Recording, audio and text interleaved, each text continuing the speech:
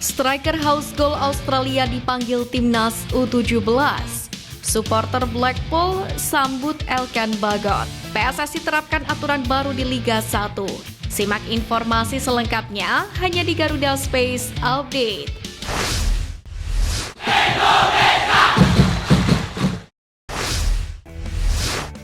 Pelatih Timnas Indonesia U17 Novarianto memanggil satu pemain abroad lagi untuk mengikuti seleksi jelang kualifikasi Piala Asia U17.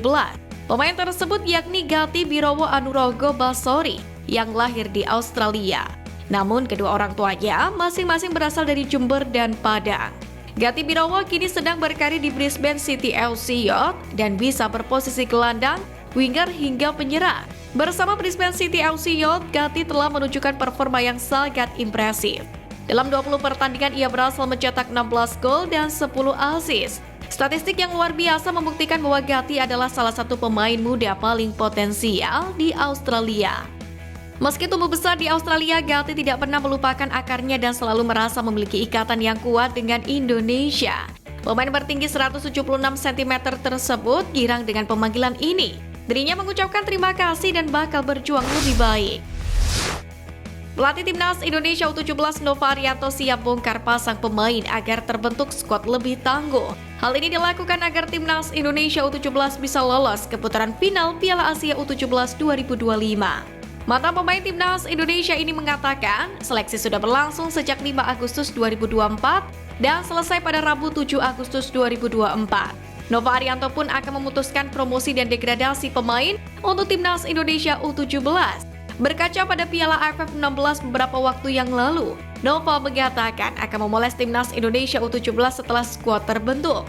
Tentunya, hal itu dilakukan agar para pemain makin siap bersaing di level Asia. Sintayong dapat mengandalkan penyerang baru berdarah Afrika untuk memperkuat Timnas Indonesia melawan Arab Saudi dan Australia di dua laga awal grup C kualifikasi Piala Dunia 2026 zona Asia.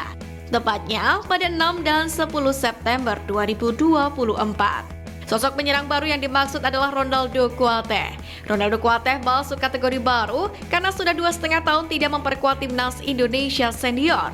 Ia untuk pertama dan terakhir kalinya memperkuat Timnas Indonesia Senior saat menantang Timor Leste di laga uji coba pada Januari 2022. Alasan lain Ronaldo Kuate masuk kategori penyerang baru karena pemain 19 tahun ini bak terlahir kembali.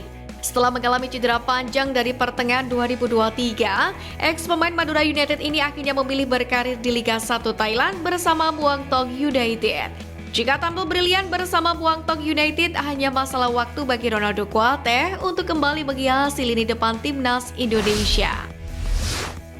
Gelandang Timnas Indonesia Tom Haye hangat dirumorkan bakal balikan ke mantan klubnya NEC Breda. Kabar tersebut dihembuskan oleh akun X @tjtj740156. Dari cuitan tersebut, nomor punggung 33 yang biasa dipakai Tom Haye kosong. Padahal sebelumnya ada pemiliknya Daniel Bielika yang kini memakai 99. Tom Haye sendiri pernah memperkuat NEC Breda pada tahun 2020 lalu saat dipinjam dari ADO Den Haag. Setelah masa peminjamannya, NEC Breda akhirnya merekrut Tom Haye secara permanen. Ia bermain di sana sampai Januari 2022. Setelah itu, sang pemain akhirnya direkrut oleh SC Heerenveen. Selama 2,5 musim, ia akhirnya tidak memperpanjang kontraknya. Bek Timnas Indonesia Elkan Bagot dapat sambutan hangat dari supporter Blackpool meski berstatus sebagai pemain pinjaman. Ini merupakan kelima kalinya Elkan Bagot dipinjamkan oleh Ipswich Town. Sebelumnya, bek jangkung tersebut sempat bermain untuk Kings Lynn, Gillingham FC, Cheltenham hingga Bristol Rovers. Namun dikutip dari Blackpool Gazette, supporter Blackpool banyak mengirim pujian lantaran Elkan dinilai sosok pemain bagus sehingga dipercaya bisa memberikan kontribusi besar ke tim. Nantinya Elkan Bagot bersaing dengan beberapa pemain bertahan seperti Matthew Pennington, Oliver Casey, serta Dan Sasi. Diharapkan Elkan Bagot mampu memanfaatkan kesempatan ini dengan baik.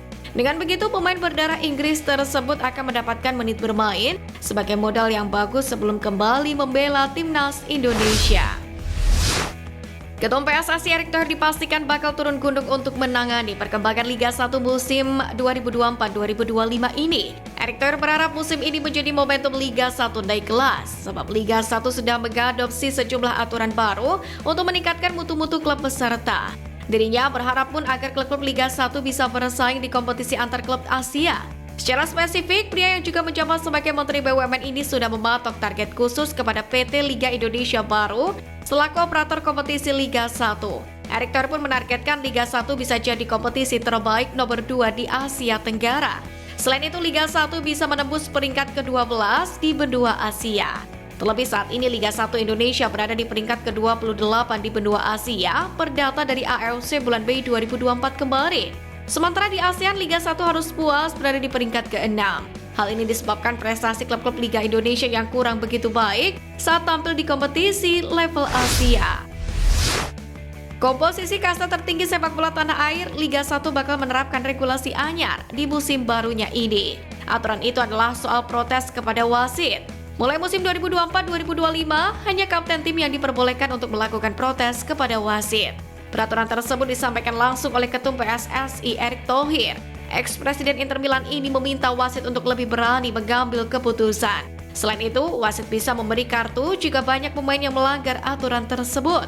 Aturan ini sebelumnya sudah diterapkan dalam turnamen internasional seperti Piala Eropa atau Euro, Copa America, dan Olimpiade 2024 Paris.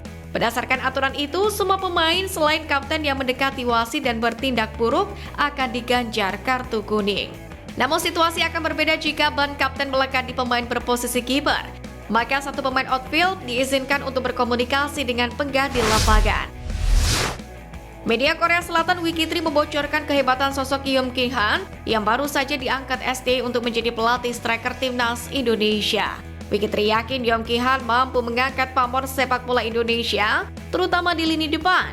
Media Korea itu yakin didasarkan pada seabrek pengalaman yang dimiliki oleh asisten baru Shin Tae-yong tersebut. Karakter Yeom Ki-han sendiri yang kuat dan pengalamannya sebagai pemain yang sulit dihentikan akan sangat bermanfaat bagi timnas Indonesia.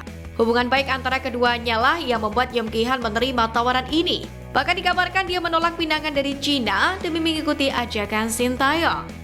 Tidak dapat dipungkiri bahwa keberhasilan Shin Tae-yong meningkatkan performa Indonesia hingga mulai diperhitungkan di Asia jadi bahan perbincangan di Korea. Banyak orang Korea kagum dengan apa yang telah dilakukan Shin Tae-yong. Bahkan ketika Indonesia mampu mengalahkan Korea Selatan dalam adu penalti di Piala Asia U23 2024 kemarin, media Korea justru angkat topi atas kerja keras Shin Tae-yong. Mereka merasa bangga dengan sihir yang dilakukan oleh sang coach. Maka wajar jika Yeom Ki-han sontak tergerak hatinya untuk membantu Shin Tae-yong. Dia ingin meniru jejak coach Shin yang menyulap timnas Indonesia lewat pembenahan lini depannya. Pengamat sepak bola tanah air Roni Pangemanan optimis timnas Indonesia U19 bakal melewati rintangan di babak kualifikasi Piala Asia U20 2025.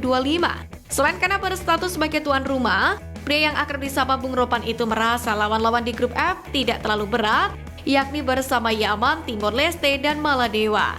Timnas Indonesia U19 sendiri juga memiliki modal bagus dalam menata babak kualifikasi Piala Asia U20 2025. Pasalnya, skuad Garuda Nusantara berhasil menyabet gelar juara Piala AFF U19 2024. Selain itu, Timnas Indonesia U19 juga akan ambil bagian dalam turnamen mini di Korea Selatan. Tepatnya pada 28 Agustus sampai dengan 1 September 2024 mendatang. Pada ajang berjuluk Seoul Earth on Ice Cup itu, pasukan Indra Syafri akan bertarung melawan Argentina, Thailand, dan Korea Selatan. Sekian News Flash kali ini Sobat Garuda, mari terus dukung perjuangan Timnas Indonesia. Nantikan terus News Flash Edition dari Garuda Space selanjutnya. Terima kasih dan salam olahraga.